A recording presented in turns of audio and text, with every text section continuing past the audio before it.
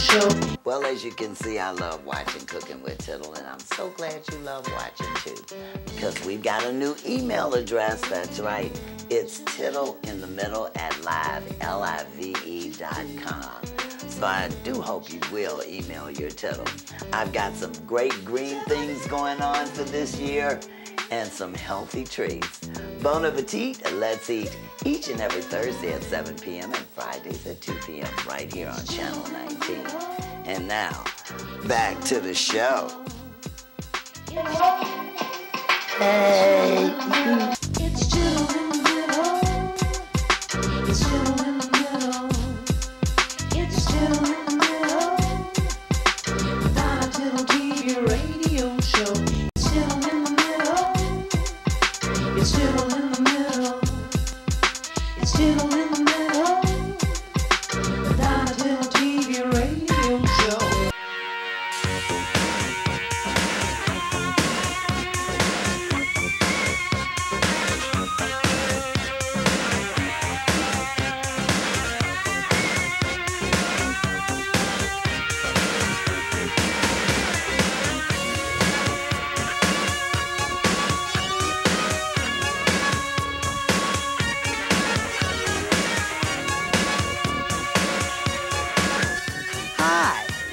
Your tittle's in the middle.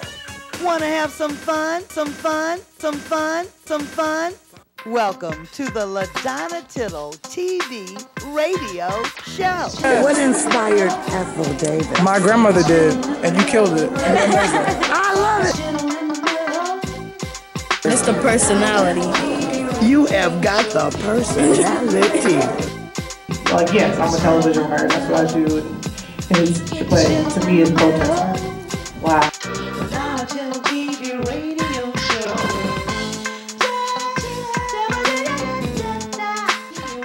We're at the cast of The Chi. This is premiere night.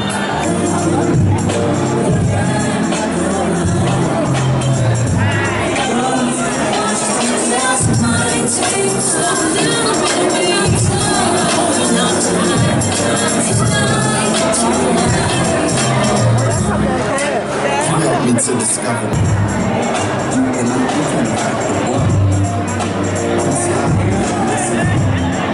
We'll take two.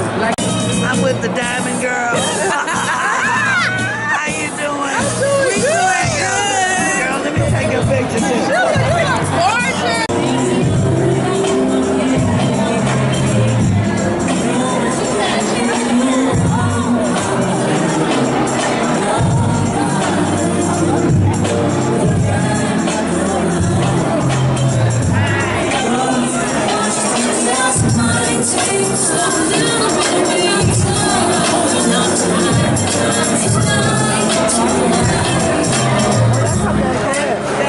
To discover me. Just move normally. I just want you to trust No, me. that's okay.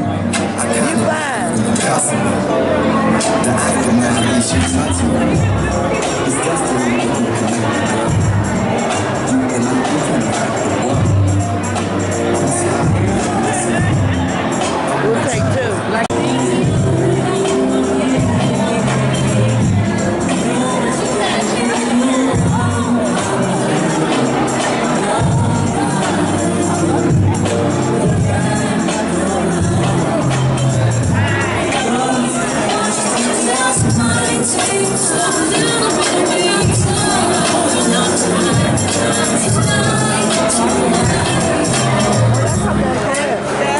To discover me. Just move normally. I just want you to trust No, me. that's okay. You're fine. Impossible. The aftermath leaves you touching. It's destiny to be connected.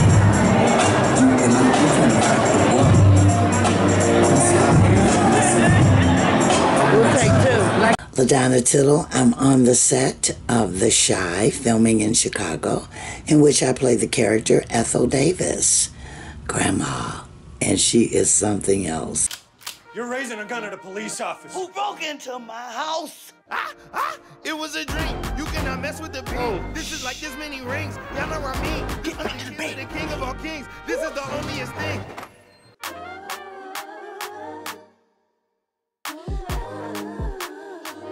And we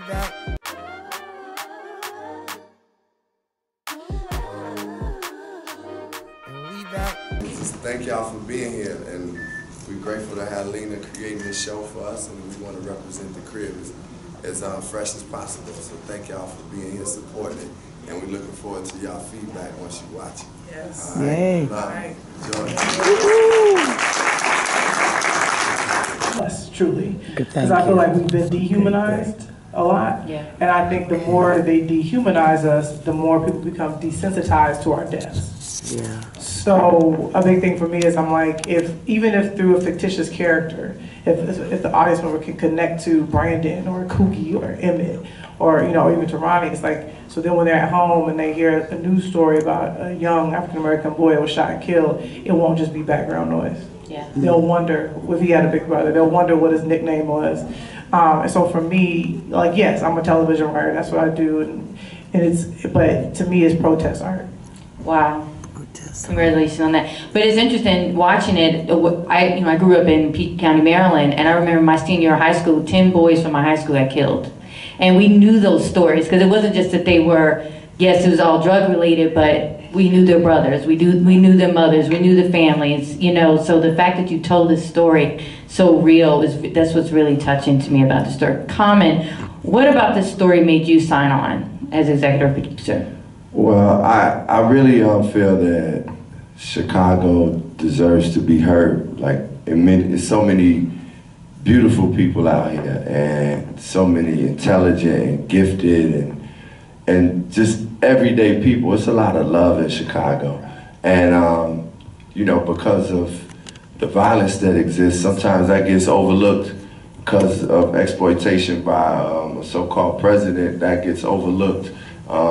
So I really am for any vehicle that allows our voices to be heard and our voices to be expressed. The people who are often overlooked or unheard or don't get to, or people who don't look and see, they'll say a number or say, man, I go places, they be like, man, Chicago rough.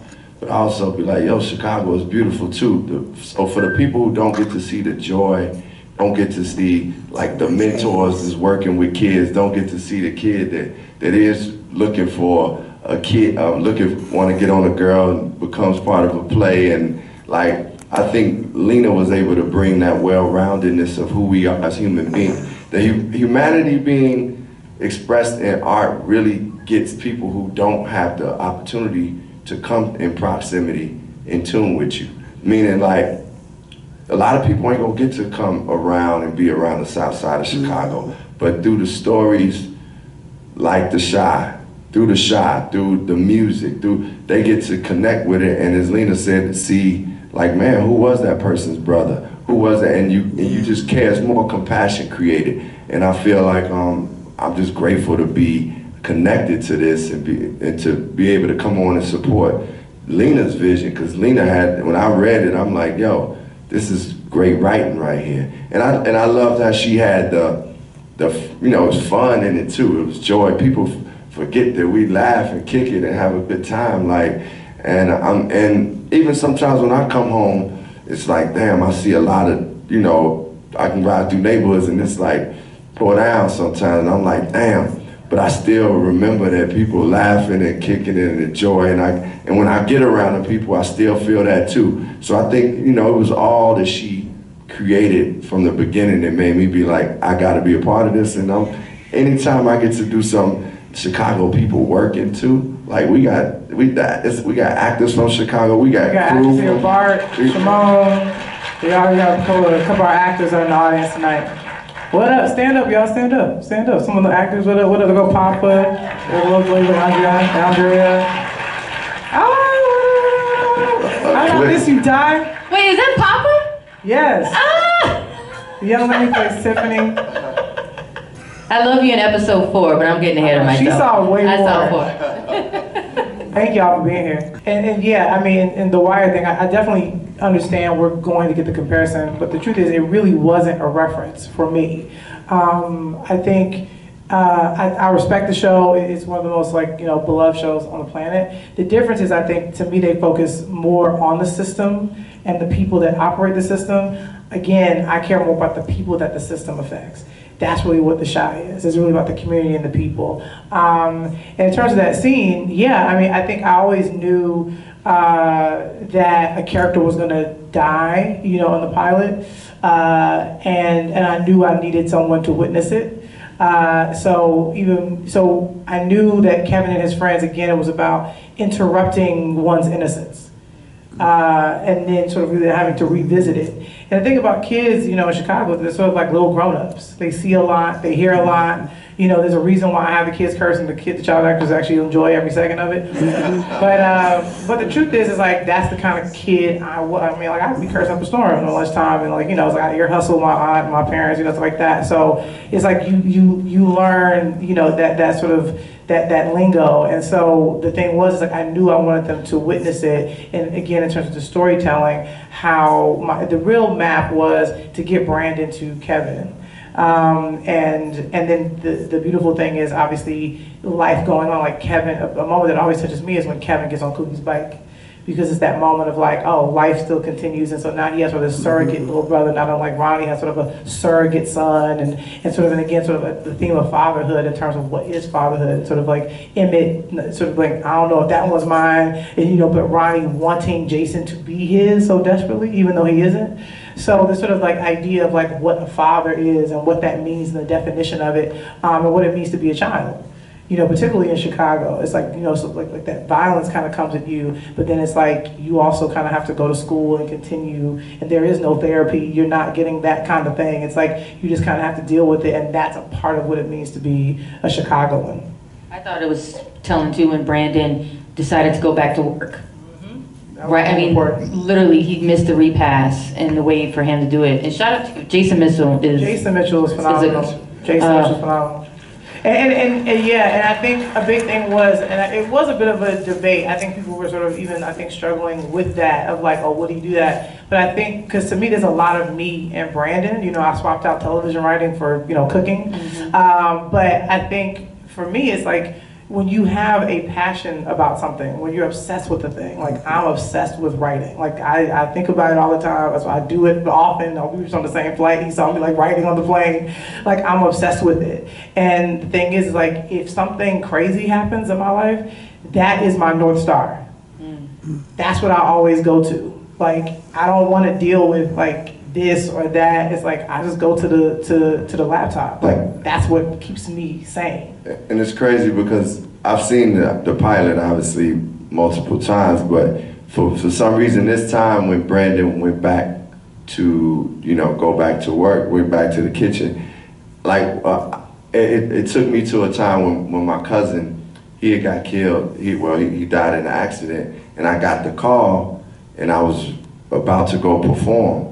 And I remember getting a call, like watching this really took me there, and it made me think, and I remember getting a call, and then I just, you know, had to take that moment, and then I went and had to get on the stage. And I think, you know, so many people in Chicago have to take these moments, they take so much in, but still have to go survive and do their work and make sure they take care of their families. I think is a real example of what young people, adults, people in Chicago have to deal with. And you know, I mean, getting on solutions. We need therapy. We need help. We need support. But anyway, I mean, one thing I was writing down and taking notes is post-traumatic stress disorder. I mean, these guys are dealing with, and we kind of sweep it under the table because we think, oh, it's just everyday life. But no, this is major issues we're dealing with. And well, staying with you, Carmen, for a moment, because one thing I do love that what you've done here, Lena, is vulnerability in the men, especially the black men. Well, obviously the black men here, but how do you relate to that as a guy? What's it like watching these men? And maybe I'm speaking ahead because what you're going to see in the, I've seen 4 episodes, is these men really have to debate some things. They're like, in 1 minute, should I retaliate? Should I not? Should I continue my career? You know, they have questions. What is it like seeing that on screen for you as a man? I think it's a real sincere depiction of who we are, because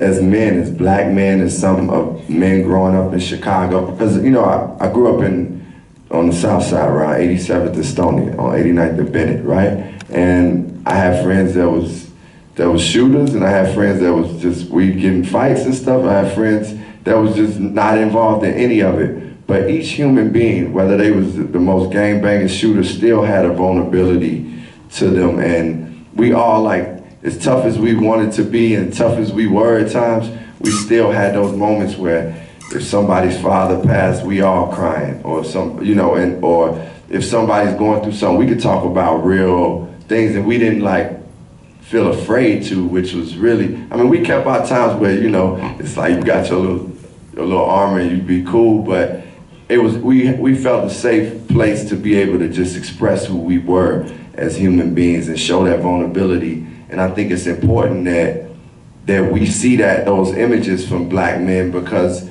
those are the things that create the humanity and show our young people and show other individuals, whether you're adult or elder, that man, it's okay as a man to wonder or be in fear at times, and you got to work through it like every other person should. And those emotions are natural. And I just think that's why it's beautiful to tell these stories, because it let us know that we all go through it at certain times. Lena, what was the first character you wrote for the Chi? That's the first thing I did, was I came up with the characters. But like Brandon was the first one that I did a lot of character work on him, in terms of him being a chef, him having issues, with his mother and the sibling and his girlfriend and all this kind of stuff. Like those things really kind of popped up for me.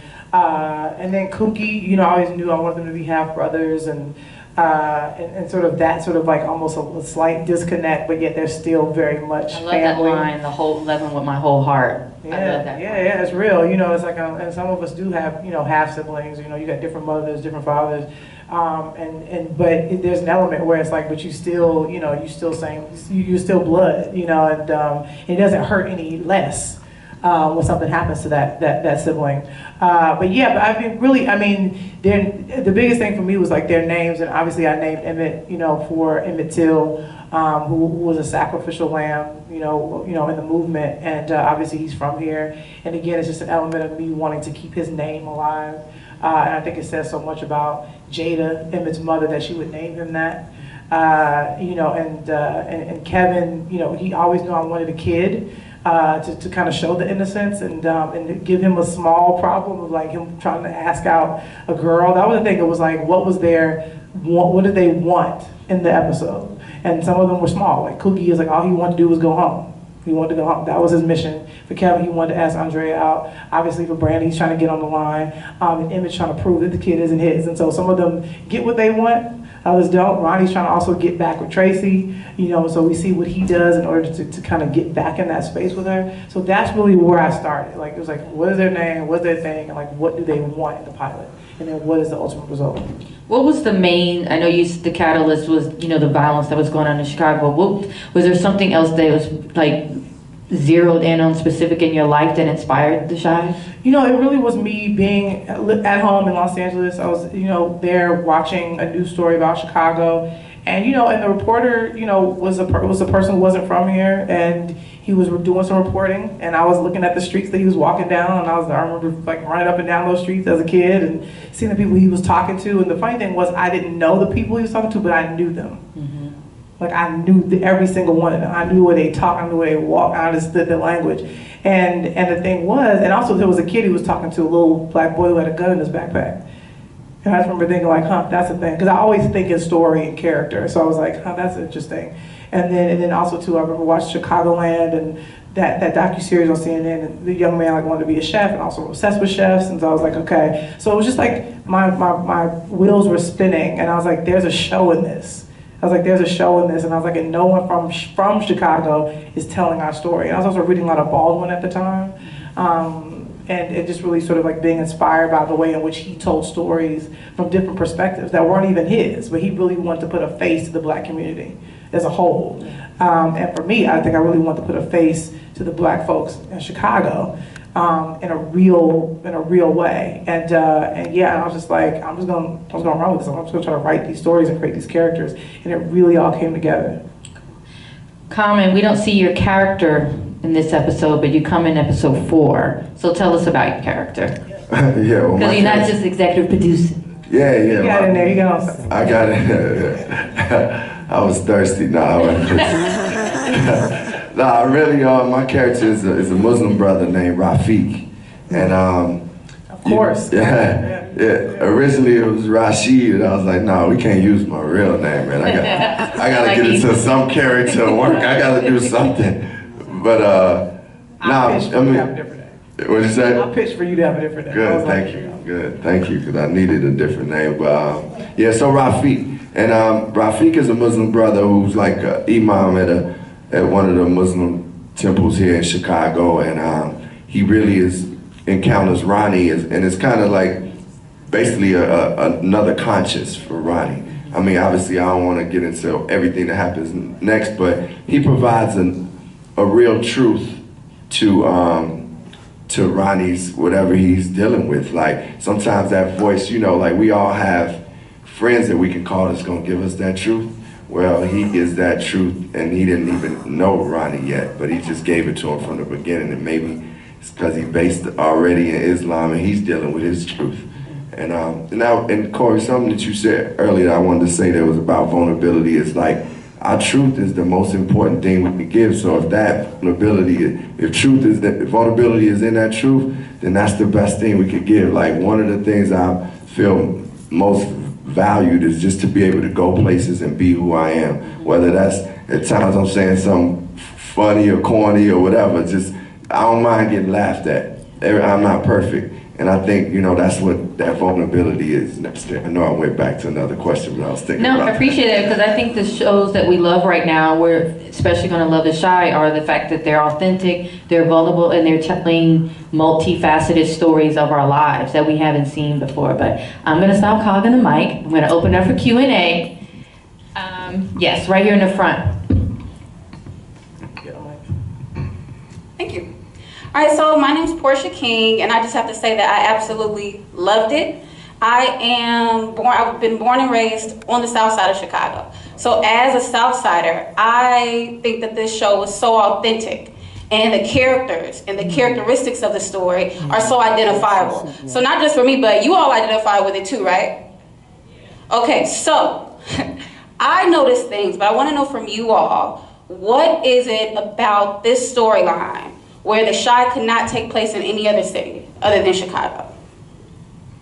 Well, I mean, the interesting thing is, though, I think that there's specifics to the city that I know it's hard for me to write about another city because obviously this is where I'm from. But I would say, I think my hope is that, yes, Chicagoans watch it and love it, but even if you're in Detroit, even if you're in DC, even if you're in New York, I hope that you can see, like, yeah, like every city, we all have beautiful black people working every day, raising their kids, trying to get to church when they can. You know what I'm saying? It's like almost to kind of show even more unity amongst us.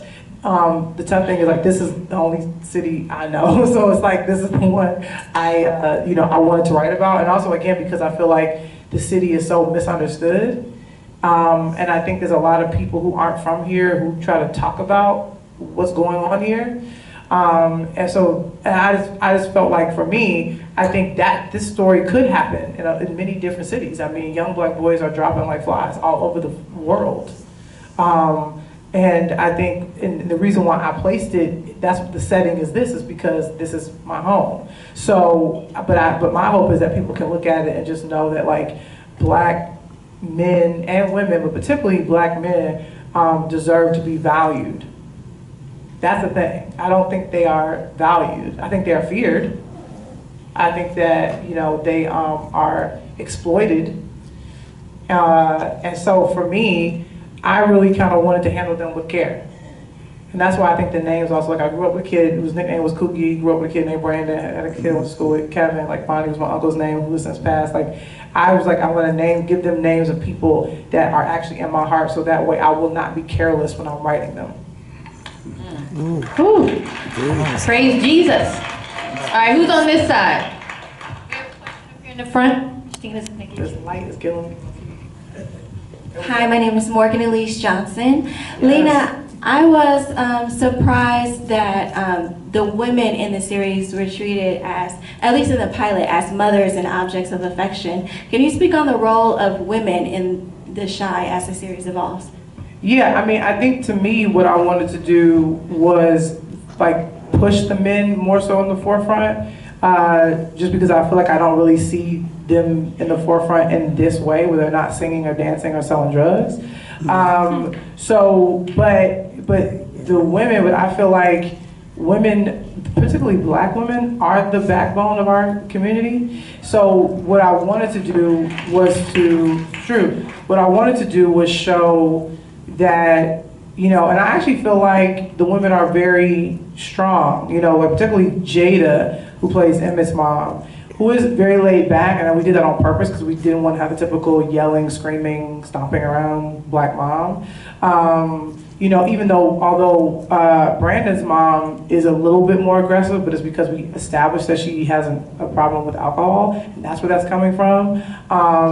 You know, she also, I think, has a real fear about raising black men. Obviously, you see that, and so that also comes out in a very aggressive way. But with Jada, you know, she, I think, is just very strong in a very quiet way, which I think a lot of mothers can be, especially, you know, that she's sort of used to her son messing up a lot. And so what I like that she does is that she actually passes the responsibility to him.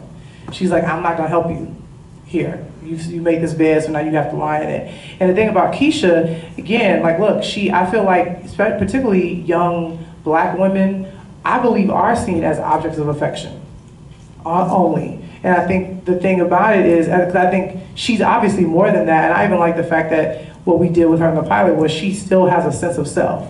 Even in that sex scene, like she's saying, I'm not gonna finish over there, I'm gonna get me my, you know, that was super important. And I do think the women really do evolve, and even, you know, I think they really do have a strong place in this show. But even we were talking about in season 2, where we kind of we're thinking about if we get a season 2, subscribe. But what we were thinking about, when we get a season 2, we were thinking about was swapping it, so that the women would be in the forefront and the guys would be in the background. So we're sort of already thinking about that. But the thing is, the women, I feel, are, the female characters are almost just as interesting as the men. It's just like what we had to do in the pilot was obviously establish, there's a lot of characters to establish. So we kind of had to give real estate, you just have to write in, you got to give real estate to where you need it. But I really do think that the women are really interesting and amazing and really funny. You know, even Andrea, I think, is a really cool character, you know what I'm saying? So they do evolve, and you see them come forward more as the series continues, but it's a thing I was always fighting for as well, is to make sure they had real voices, and the actresses are phenomenal and amazing, so we want to give them more, but I hear you. You're right, Lena, there is more. I've got part 2 of the Q&A of The Chi with Emmy Award winning Lena Waithe and Grammy Oscar winning Common, all from Chicago. And they're gonna keep it in Chicago. That's good news. And for season 2, did I hear her say she's gonna flip the script and develop the women characters even more? Could that mean more work for yours truly as Ethel Davis? I can't wait. I'm gonna be spitting them words out so good. Hey, good food for thought. Join me next time on Cookin Wit Tittle. Bon appetit, let's eat. And I say put down the guns and grab a pencil and a paper and start writing. You can kill somebody on paper rather than with a gun on the streets, because you're gonna go to jail or you're gonna be killed. So let's get with it. Educate yourself. This is a film about a village and a family and everyday drama that could happen anywhere. Thank God it's happening in Chicago. Film-wise, on paper, and on the big screen. Bon appetit, let's eat. More food for thought. See you next time on Cookin Wit Tittle.